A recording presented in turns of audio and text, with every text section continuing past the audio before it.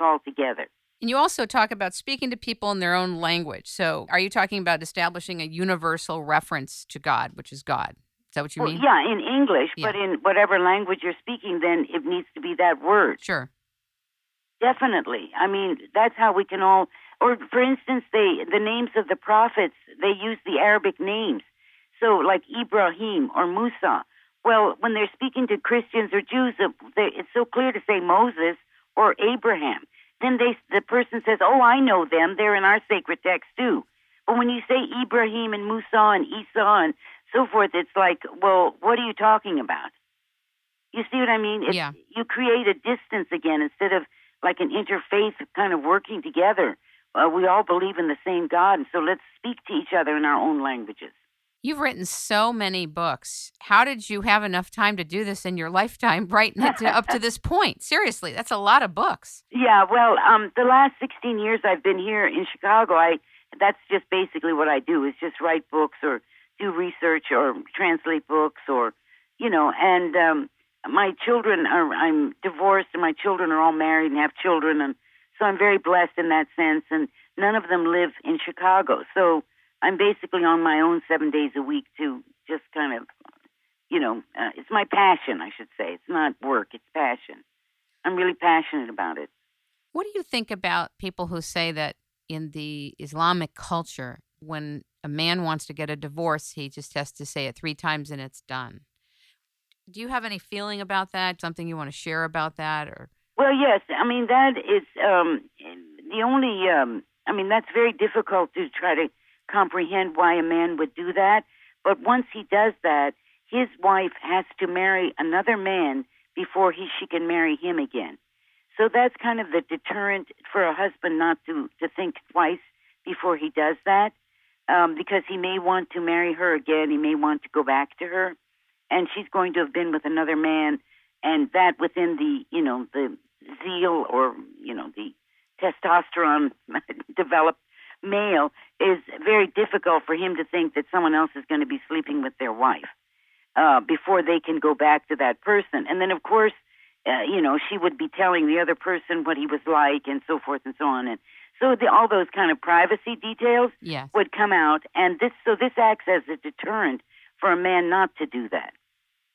But it is, and then within the traditions, this has been modified, and certainly within the laws of different countries, this has been modified.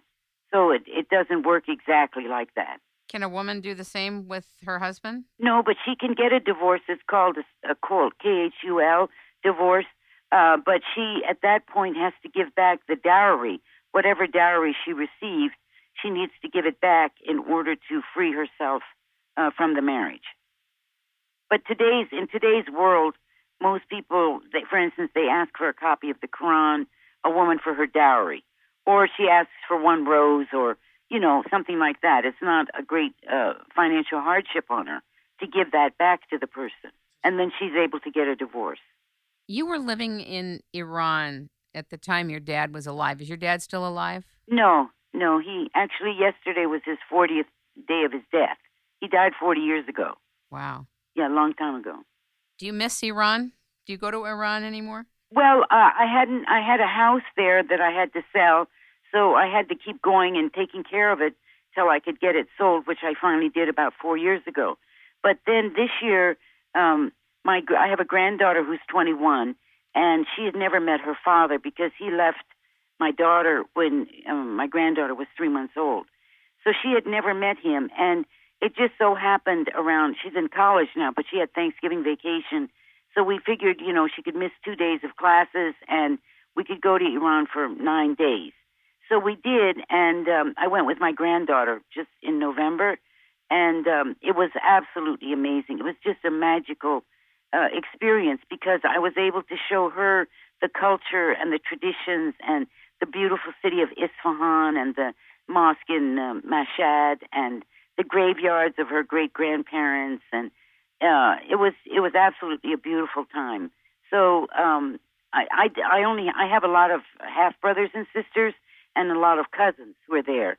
And so it was nice. We visited all of them, and I kind of introduced her to them. And she did meet her father, and her Iranian grandmother had said, before I die, I want to dance with Samira. So my granddaughter danced with her, and it was just a beautiful, very, very blessed time. I hear it's actually very pretty. Yes, it's beautiful. You have to ignore the government, whoever it is. Not everybody's happy here with the government, and right. Certainly not everyone was happy with the Shah, and not everyone's happy with this one. And so, politics, when politics mix with religion, religion really suffers. And that's unfortunate.